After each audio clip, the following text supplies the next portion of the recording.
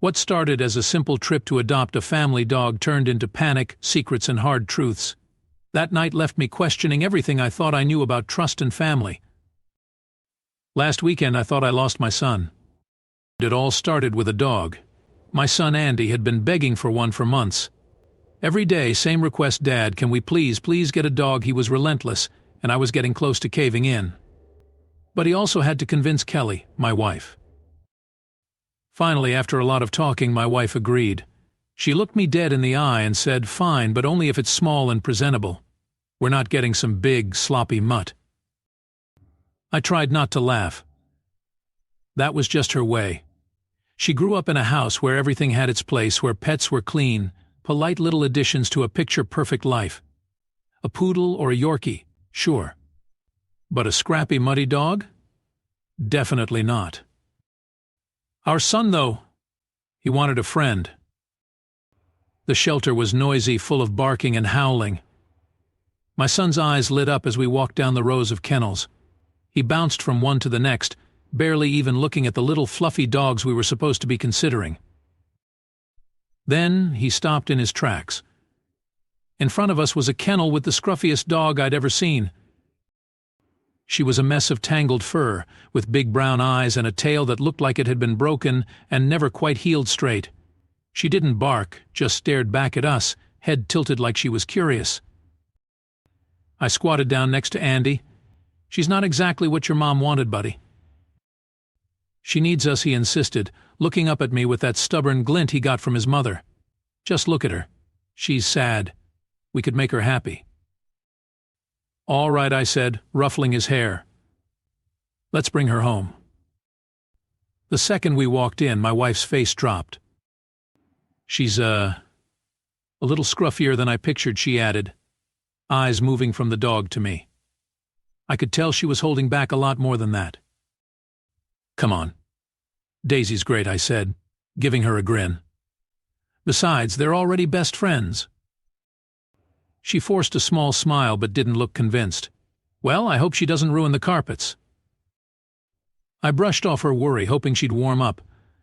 Andy had practically glued himself to Daisy since we'd walked in, and it didn't take long before he was fully invested in showing her every corner of the house.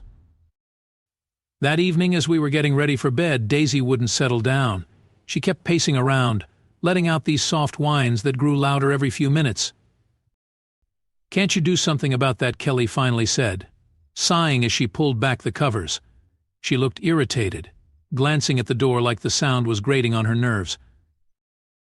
"She's probably just nervous being in a new place," I said, watching Daisy's restless figure in the dim light of the hallway. "Maybe she needs some attention, just until she calms down." My wife hesitated, and I was surprised when she swung her legs over the bed and stood up. "Fine. I'll go give her a treat or something," she muttered, a hint of reluctance in her voice as she left the room. A few minutes passed before she came back, smoothing her hands on her pajama pants.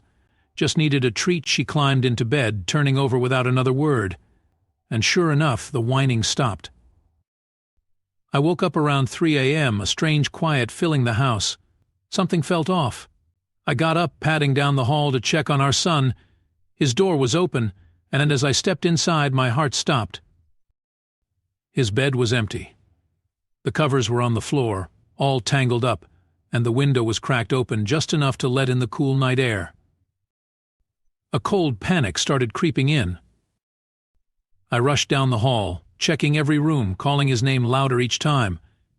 But he was nowhere. Just gone. I ran back to the bedroom and shook my wife awake. "He's not in his room," I said, my voice shaking. "The window's open. I don't know where he is.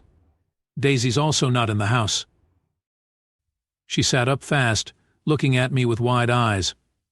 But there was something else in her expression, something that looked like guilt. "Maybe she escaped. And he went after her?" I asked, desperate for an answer that made sense. She bit her lip, hesitating. I don't know," she stammered. My mind raced, trying to piece it together. I picked up my phone, dialing the police, and whispered a silent prayer that he was safe somewhere close by. Just as I was about to head out into the cold night, there was a soft scratching at the door. When I opened it, Daisy sat there, covered in mud, exhausted and panting. I dropped to one knee, running a hand over her tangled fur, confusion and relief battling in my chest.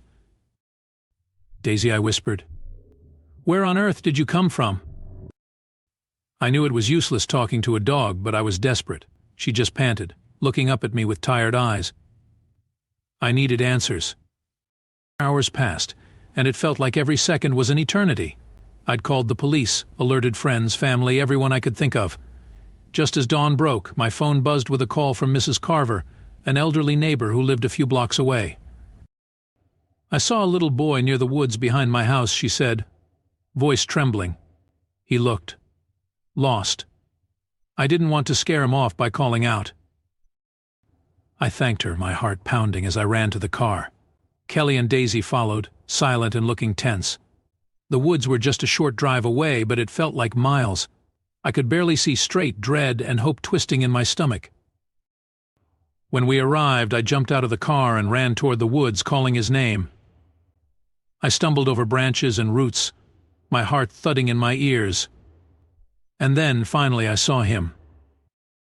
He was curled up under a tree, shivering, his face dirty, hair tangled. He looked so small out there, so helpless. I ran over and knelt down beside him, pulling him close. "Buddy," I said, my voice breaking, "you scared us half to death." He blinked up at me, his face lighting up when he saw Daisy standing behind me. She had followed us from the car, sniffing the ground and wagging her crooked tail. "Daisy," he whispered, his little body shaking as he threw his arms around her. I thought you ran away because of me." I picked him up, wrapping my arms around him tightly. "Let's go home, all right?" He nodded, looking back at Daisy as if she were the only thing keeping him safe. When we got back to the house, I finally allowed myself to breathe. My son was safe. Daisy was with us. But something felt off. My wife was tense, her eyes avoiding mine. She seemed distant, nervous. After we'd settled our son on the couch with a blanket, I turned to her. I swear I locked the door. "How on earth did Daisy get out?" I asked, my voice low. She looked down, her hands wringing together. For a long time she didn't answer. Finally she took a deep breath, her voice barely above a whisper. I let her out." I stared at her, not quite understanding. "You let her out?" Her eyes filled with tears. I thought, maybe if she just disappeared, he'd get over it. She wasn't the dog I wanted. She's scruffy and I didn't think she'd fit here. I could barely believe what I was hearing. I felt anger and hurt boiling inside me. "So you just let her go? You thought he'd just forget about her?" I didn't know he'd go after her, she stammered, her voice breaking. "I thought he'd just be sad for a day or two, then move on. I didn't want this mess. I just wanted things to be normal." "Normal," I repeated, disbelief thick in my voice. "You put him in danger because you couldn't handle a little mess." She sank down into a chair, covering her face with her hands. "I'm so sorry. I didn't know he'd do something so brave, or that Daisy would stay with him. I didn't think." I shook my head, trying to wrap my mind around it. I looked over at our son, snuggled up with Daisy on the couch, her head resting on his lap. They'd bonded through something none of us had expected, and they had an unbreakable connection now. "I don't know how we move past this," I said quietly. "But for now, Daisy stays. She's a part of this family. And I think you need to find a way to accept that." She nodded, wiping her eyes, understanding the weight of what had happened. As I watched my son stroke Daisy's fur, a small, hopeful warmth rose in my chest. Family wasn't about having things perfect.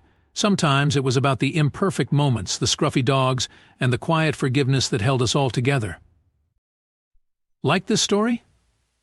Check out this one. When a father's rage nearly shattered his daughter's dream of becoming a writer, her husband had a creative plan for payback. Instead of revenge, he chose to teach a powerful lesson about the true cost of destroying someone's passion and ended up rebuilding more than just her library.